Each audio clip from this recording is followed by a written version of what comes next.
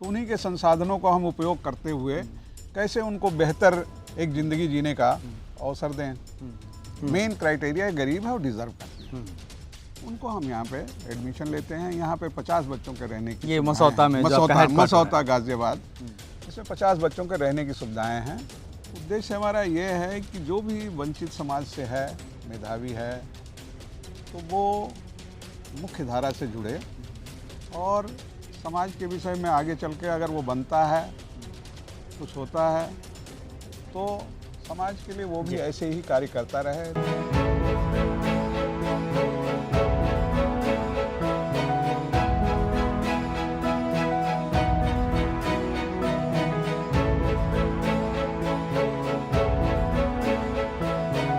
अब बाबा साहब डॉक्टर अंबेडकर ने जो सपना देखा था उसमें एजुकेशन सबसे बड़ा सपना था, क्योंकि उन्हें पता था कि जब उनका समाज, जिस समाज के लिए वो सालों तक काम करते रहे, जिसको गरीबी से और कहीं ना कहीं एक नर्क जैसी ज़िंदगी से निकाल के इंसान बनने की बात कहते रहे, उसके लिए कोशिश करते रहे, जीवन भर संघर्ष करते रहे, वो तभी उस स्थिति में पहुँचेगा जब वो शिक्षित होगा।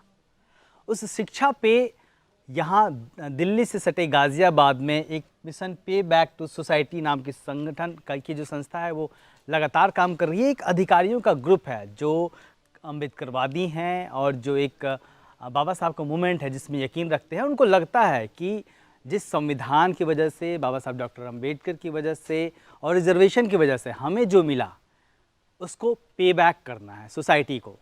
और हमारे साथ है आदर्श जी, सर पीसीएस अधिकारी रहे हैं, रिटायर रहे हैं, और तमाम लोग हैं जो एक टीम है उनको साथ लेके काम कर रहे हैं। सर ये आप पहले अपने बारे में बताइए, आप किस साल में पीसीएस हुए हैं और किस तरीके से आपकी एक जर्नी रही है, जल्दी से बता दीजिए। मेरा नाम जयसी आदर्श है, मैं 1978 बैच का पीसीएस अधिकारी रहा हूँ जी, और दिसंबर 2012 में मैं सेवानिवृत्त हो चुका हूँ।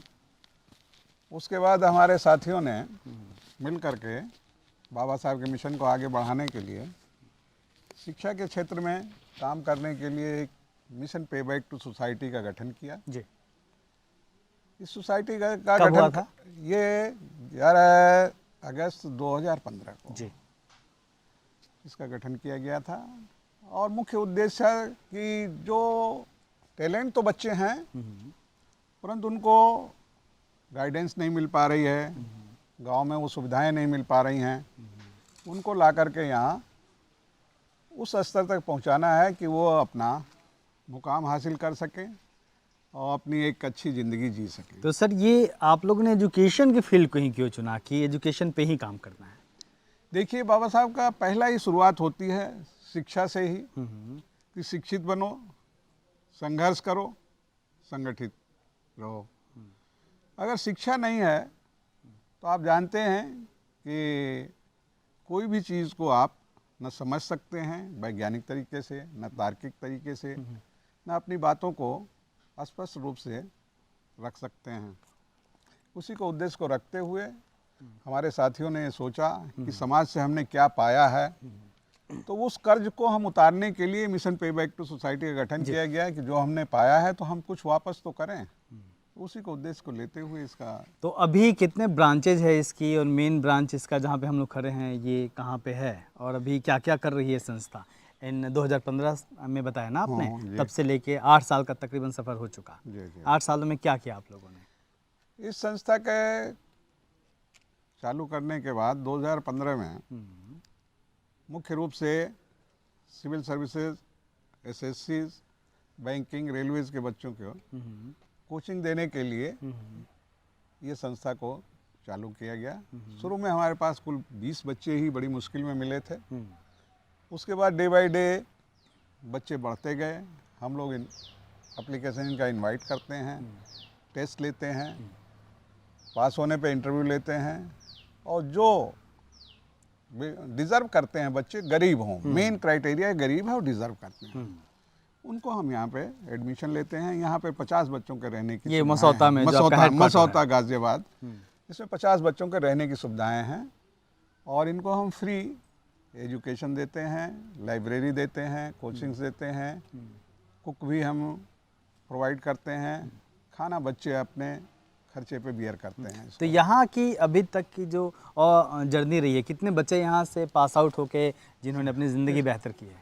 यहाँ से अभी तक 72 बच्चे सेलेक्ट होकर के जा चुके हैं विभिन्न सर्विसेज में, ग्रुप डी से लेके गजटेड ऑफिसर्स तक, एंड बैंकिंग में, रेलवेज में, एज ए सब इंस्पेक्टर्स में, पुलिस सब इंस्पेक्टर में, और 8 बच्चे इस साल भी सिलेक्शन ले रहे हैं, जिसमें से अभी 3 क्वालिफाई किए हैं, फिर एक रिजल्ट आ रहा है, इसमें 3। तो हम लोगों का ये है कि इस ईयर में 100 का आंकड़ा हम लोग पार करें। इसी के साथ साथ हम लोगों ने 5 ब्रांचेज भी खोल दी हैं, जिनमें से अभी एक ब्रांच से 7 बच्चे और सेलेक्ट हो गए हैं, एक दूसरी ब्रांच से भी 2 बच्चे सेलेक्ट हो गए हैं, तीसरे का बस फाइनल स्टेज में है। तो मोस्ट प्रोबेबली हम लोग उम्मीद करते हैं कि जब हमारा फाउंडेशन डे होगा 25 दिसंबर को, तब तक हम ये सैकड़े को पार कर लेंगे। ठीक है सर, अभी टीम आप लोगों की कितने लोग जुड़े हुए हैं और क्या रोल्स हैं देखिए, उनके? कोर ग्रुप के मेंबर्स जी भी हमारे यहाँ जब हम लोग लेते हैं तो बड़ा कमिटेड लोग हैं उसमें, जो अपने घर से भी ज़्यादा ध्यान यहाँ का देते हैं कि घर में काम छूट जाए भाई, यहाँ का काम ना छूटे, या कोई दिक्कत भी है तो फाइनेंशियल भी, तो अपने फाइनेंशियल खर्चे हैं उनको कर्टल करके यहाँ बच्चों को वो सुविधाएं देने की कोशिश करते हैं, क्योंकि हम कोई गवर्नमेंट से एडेड नहीं हैं या कहीं से और कोई सुविधाएं नहीं, हम लोग मंथली कंट्रीब्यूशन दे करके इसको चलाते हैं। वैसे तो हमारे पास शुरू से लेकर के कुल 13 लोगों से शुरू की थी स्थितियों को, इसको आज हमारे पास 20 लोग बिल्कुल कोर मेंबर्स हैं इसके, जो डिवोटेड हैं रात दिन के लिए, कोई भी प्रॉब्लम आए। वैसे तो इस ग्रुप में अब 100 से ऊपर कोर मेंबर्स जुड़ चुके हैं। और हमारे साथ हुकुम सिंह जी हैं जो लगातार जुड़े हुए हैं मिशन पेबैक टू सोसाइटी से। सर, मैं यहाँ देख रहा हूँ कि मसौता से जो आप लोगों ने शुरू किया, तो अभी और कहाँ पे सेंटर चल रहा है और किस किस तरीके से आप लोग एजुकेशन पे काम कर रहे हैं, अपने बारे में भी बता दीजिए आप। मैं हुकम सिंह बेसिकली फतेहगढ़ फरुखाबाद का रहने वाला हूँ और एक्साइज डिपार्टमेंट में एज ए मैं असिस्टेंट कमिश्नर हूँ जी। ये हमारा रेजिडेंशियल कैंपस है।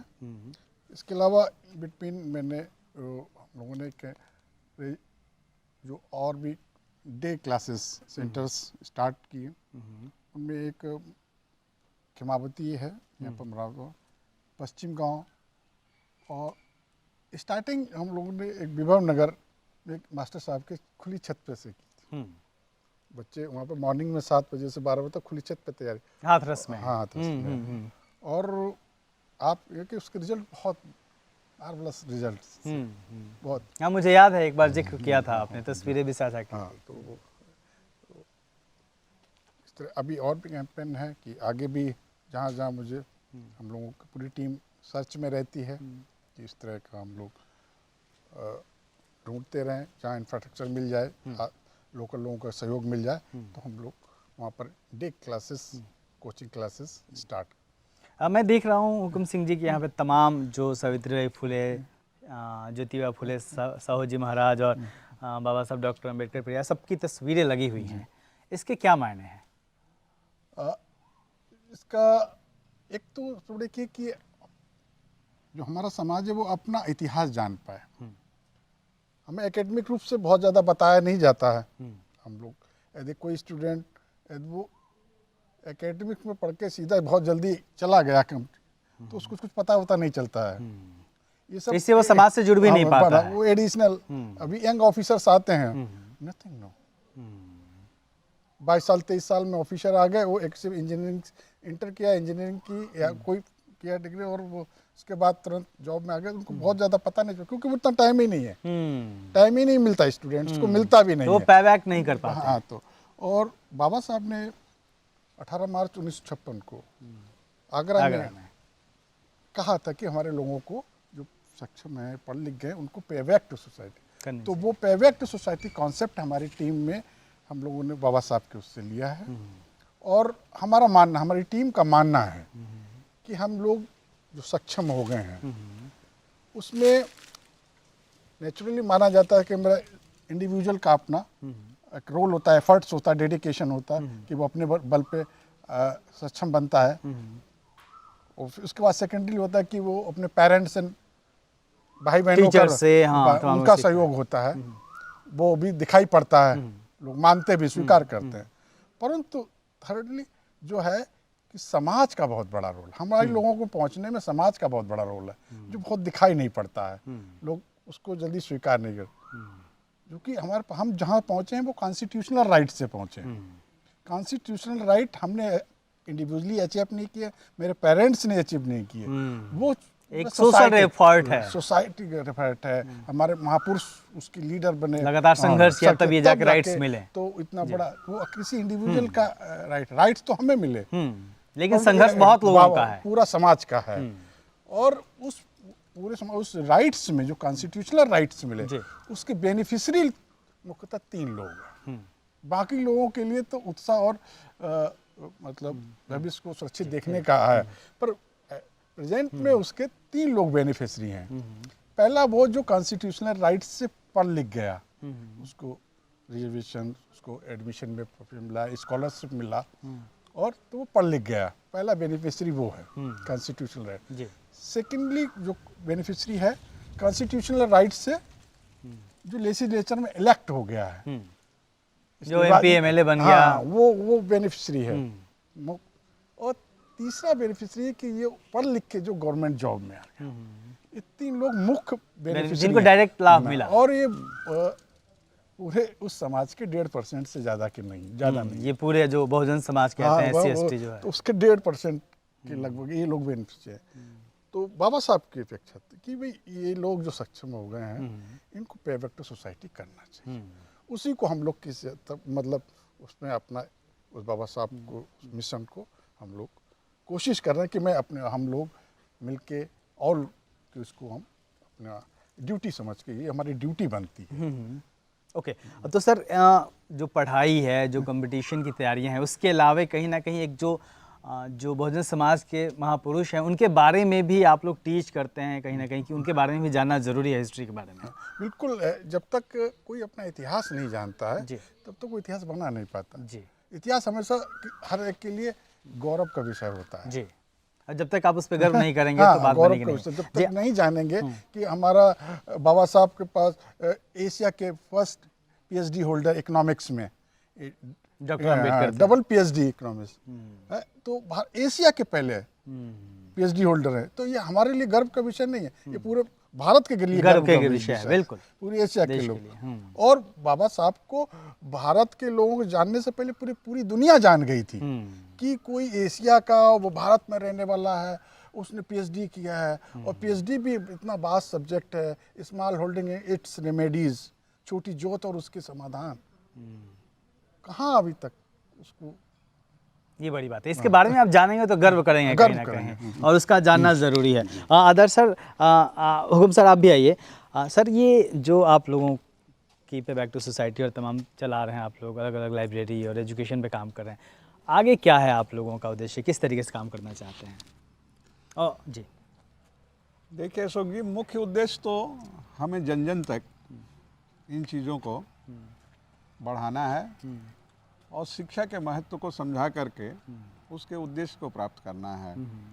उद्देश्य हमारा ये है कि जो भी वंचित समाज से है, मेधावी है, तो वो मुख्य धारा से जुड़े और समाज के विषय में आगे चल के अगर वो बनता है, कुछ होता है, तो समाज के लिए वो भी ऐसे ही कार्य करता रहे, तभी एक जो समानता की बात है, वो हो बंधुता की बात और है, सर मान लीजिए वो हो कि पाएगी। आप लोग ये कह रहे थे कि आप लोग अलग अलग जगहों पे जा रहे हैं, लोगों को ढूंढ रहे हैं, लोकल सपोर्ट जहाँ पे मिल रहा है वहाँ आप लोग इस तरीके का इंस्टीट्यूशन, एजुकेशन पे काम करने की कोशिश कर रहे हैं। अगर कोई आदमी आप लोगों से जुड़ना चाहे कि आप हमारे यहाँ भी आइए, काम करिए, हम लोकल सपोर्ट करने के लिए तैयार हैं, एजुकेशन पे हमारे यहाँ भी काम होना चाहिए, बहुत लोग हैं जो सोचते हैं, तो आप लोग किस तरीके से उनकी मदद कर सकते हैं और वो लोग आपसे कैसे जुड़ सकते हैं? ऐसा है कि अगर ऐसी हमें कहीं भी सूचनाएं या कोई भी इंफॉर्मेशन मिलती है तो हम लोग उसमें से विजिट, कोई ना कोई मेंबर्स उसकी विजिट करता वो आपसे है। संपर्क कैसे करें? हैं? कोई संस्था का नंबर हो? जिस पे संस्था लोग का सीधे नंबर है, संपर्क ऑलरेडी हमारी साइट है, करें। हाँ, वेबसाइट हमारी है, तो वेबसाइट से लोग